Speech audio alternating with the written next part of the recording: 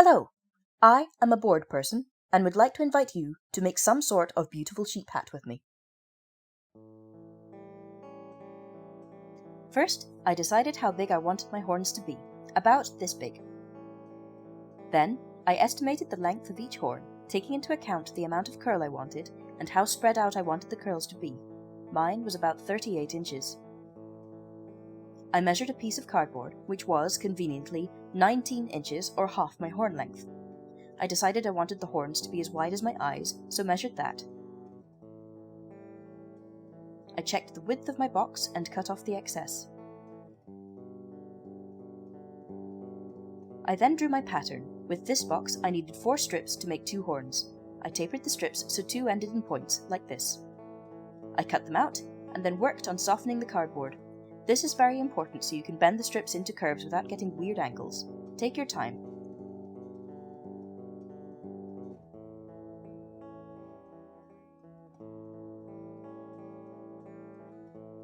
Once softened, I stapled the base to the tip. I then started curling the edges up to meet each other and getting the cross section that I wanted. I stapled the edges together, creating a kind of spine. Today's tea is jasmine. Do the same for the other horn. Now, this is still a bit kinky, so I'm going to soften it some more. To get my horns to curl, I wrap them in tinfoil. Measure out 3 layers, each slightly longer than your horn.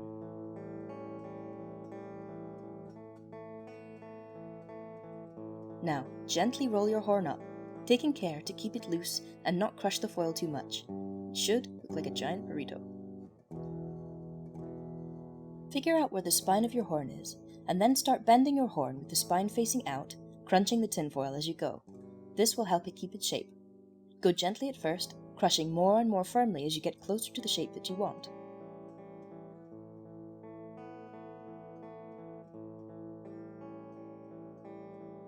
My partner happened to have horns I could use for reference, but this isn't exactly scientific illustration here, so a reference photo or a sketch would have done just fine.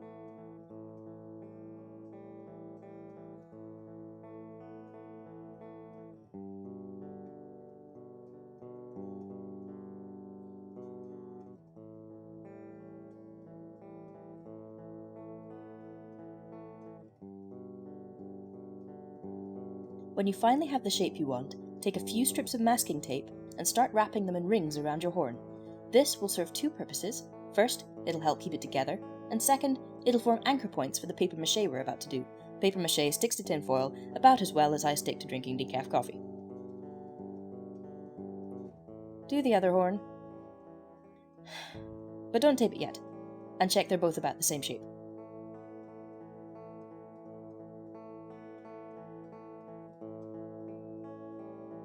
Once you're happy they both roughly match, roughly,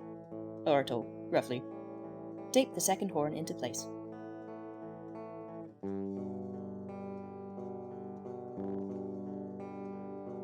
I then made a cuff to go around the base of each horn to give it some support. I checked the circumference and sketched out a rough trapezoid shape to fit. I cut it out, softened it, and then taped it to the horn, making sure to also tape the join at the top. Now, while I didn't want to go for high realism, I did want to add some ridges to make it feel more lifelike. So, I cut some strips about 1 inch or 2 wide, drew a jagged line down each one, like so, and cut along the line to get a pair of ridges. I then checked the appropriate length,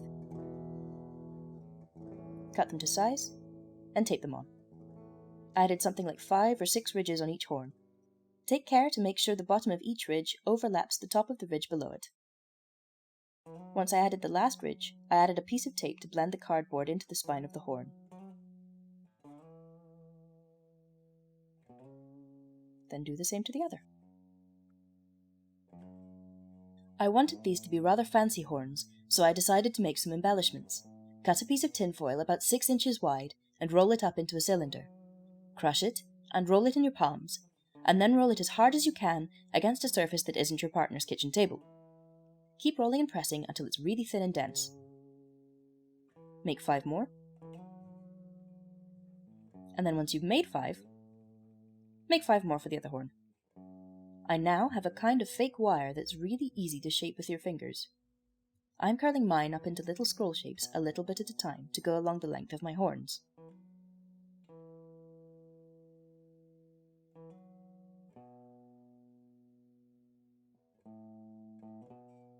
Each piece is meant to look like it's growing out of the last piece, kind of like stylized tendrils. But I didn't want anything too complicated, as it would look less effective than a simple design at a distance.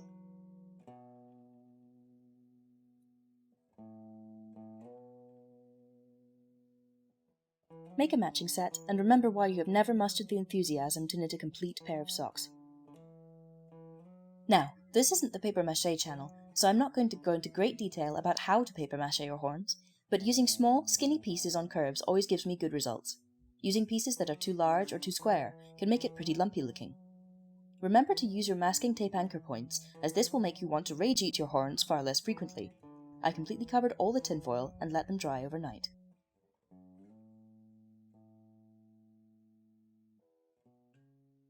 Once it's dry, we're going to cover the whole thing in thinner tissue. But first, we're going to tape our decorations on.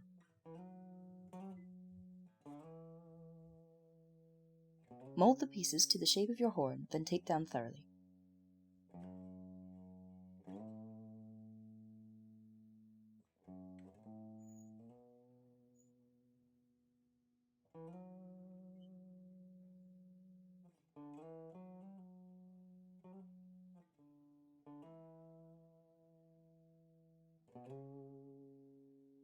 I also felt like wrapping an extra bit of decoration around the tip of each horn, just to tie it all together.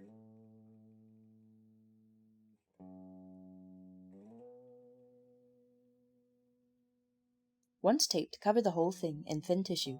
I'm using caterer's blue roll because that's what I happen to have, but you could use kitchen roll or even toilet paper if you want to show off your ridiculous wealth. Do them both, leave them to dry, and we now have something like this.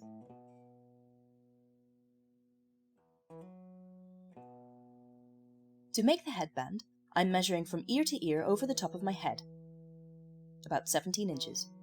I measured a length of sturdy wire to 4 17-inch curves. Mark the end, and then cut it with tin snips, ideally more efficiently than I did. Use pliers to curl the sharp ends in on themselves.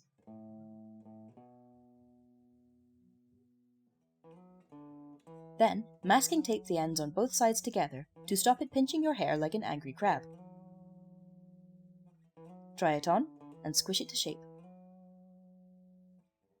Stretching it wider will give you more surface area and help it fit more securely. Once I was happy, I measured the final width, then cut a piece of fabric the same length and width as my headband. I sketched curves between the centre and the ends, leaving an inch of seam allowance. I cut it out, and then pinned and sewed it to my headband. I pulled the fabric taut as I sewed, making sure it wasn't so tight that it bent the wire back too much, and I whip-stitched this into place. To harden it, I covered it in neat PVA glue.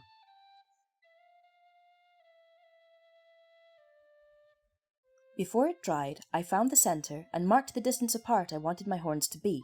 I then marked and cut slits the same width as my horns.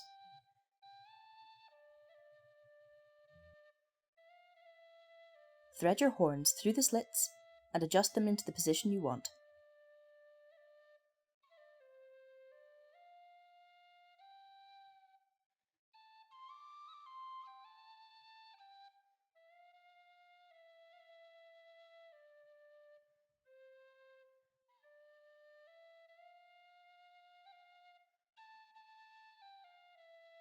Using strips of calico fabric instead of paper, I fabric machéed the horns onto the headband and left them to dry overnight.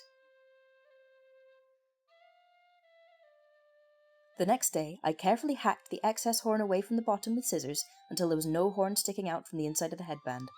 I covered the gaping wounds with more fabric maché.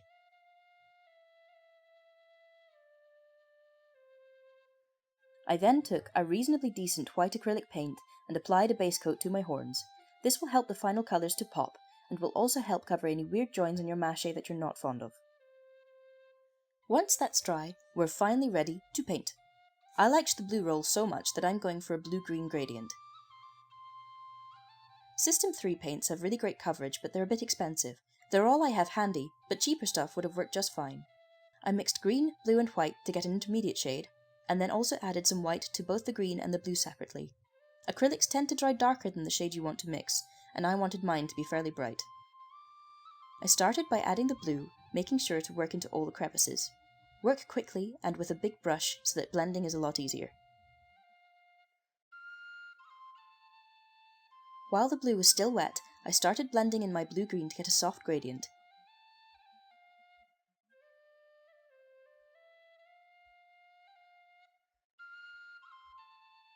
Painting on the pure green at the tip, I blended that down to the blue-green to get one continuous colour change.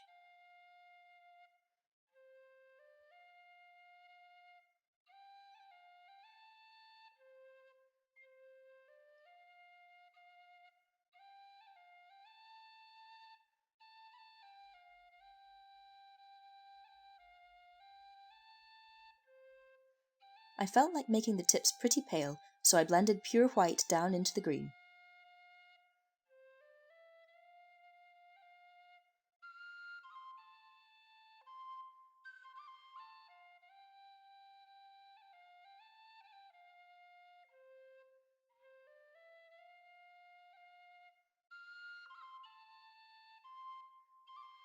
Leave it to dry. Today's tea is coffee. Admire how pretty it looks. I felt like it was still lacking something, so I mixed some blue with a touch of black and gently sponged that onto the bottom of the horns. The difference was subtle, but I think it made it look more interesting.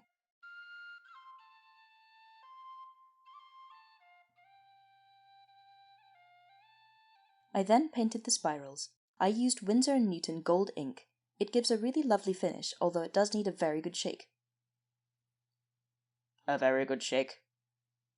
I'm going to stop talking while we spend a gratuitous amount of time watching the gold being painted on.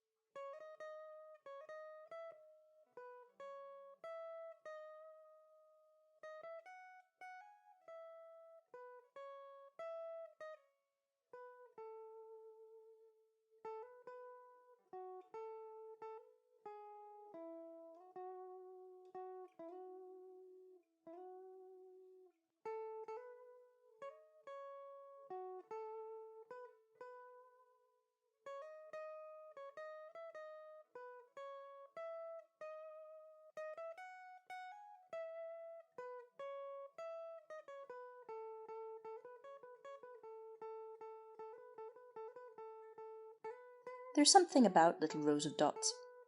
I just really love them.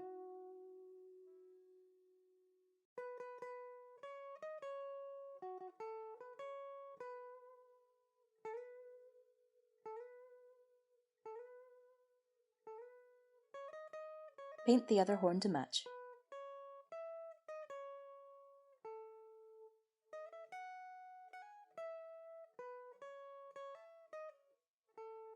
I smudged gold onto the horn here by accident, tried to wipe it off, and then realised the smudge looked beautiful. So, I just covered my fingers in the gold ink, and began lightly stroking gold here and there along the horns.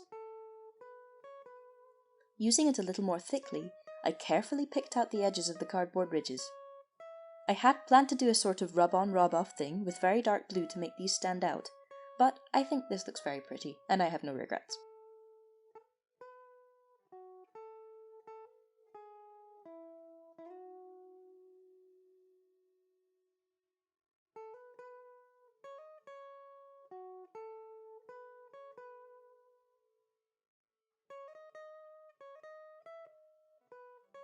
At this point, you could consider yourself done if you like. I, however, wanted to give mine a shock of magnificent sheepy hair. Hang on.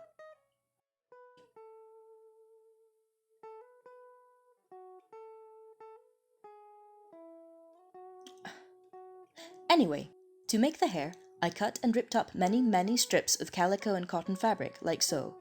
These short bits are just for the fringe, but the strips for the main body of the hair were a good couple of feet long. Make lots. When you've made so many that you want to gnaw your own arm off, you're about halfway there. A whole bed sheet's worth is about enough. Fray and remove any loose threads to make it look fluffier and make it tangle less. Snip the ends into points and fray those too.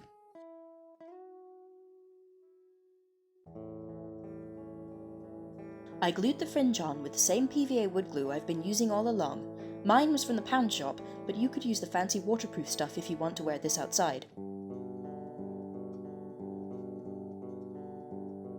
I'm gluing a little half circle of cotton onto the back of my headband like a skull cap. I'll sew even more hair onto this when it's dry, but for now I'm gluing about half my hair strips onto the headband itself.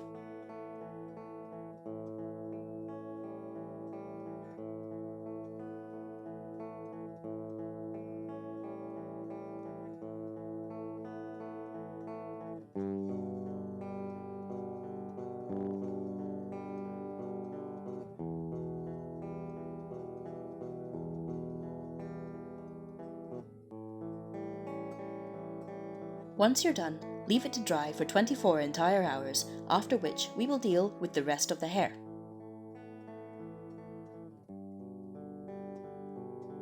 Once definitely thoroughly dry, sew the rest of the hair strips to the skull cap. The stitching doesn't need to be fancy, but it does need to be secure, so roll over any raw edges before you stitch each one on at the top.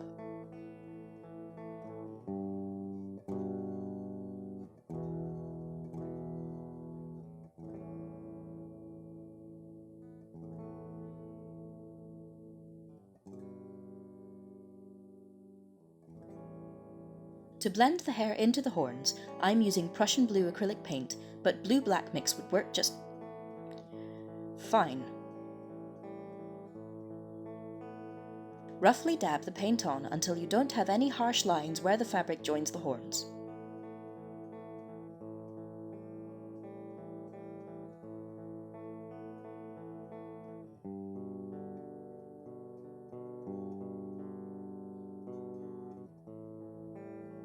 I left it to dry, and then at last, after a whole week of work, it was finally time to become the beautiful sheep I had always dreamed of.